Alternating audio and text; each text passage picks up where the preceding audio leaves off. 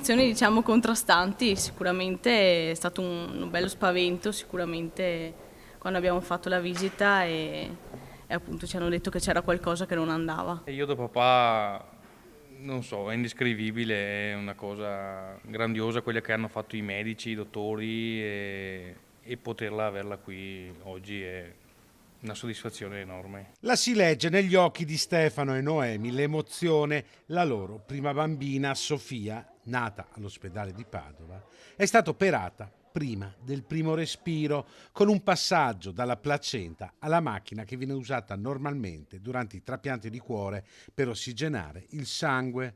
Un'operazione mai tentata prima in Italia. La bimba presentava una malformazione benigna polmonare che le avrebbe impedito di respirare, scoperta quando era ancora nel grembo della mamma. Da qui l'idea di operarla. Si tratta di una modalità del parto particolare in cui il bambino viene estratto solo parzialmente, rimane connesso alla placenta e durante questa procedura sul letto operatorio, quando è ancora all'interno dell'utero materno, viene posizionato nei vasi del collo l'ECMO, che è questo sistema di ossigenazione a membrana. Successivamente a questo è stato estratto dall'utero e poi sottoposto ad un intervento chirurgico neonatale. L'operazione è stata realizzata il 31 dicembre grazie ad un team multidisciplinare, vera eccellenza della sanità padovana. Nel lavoro che facciamo noi come ostetrice e patologia della gravidanza, la multidisciplinarità è fondamentale.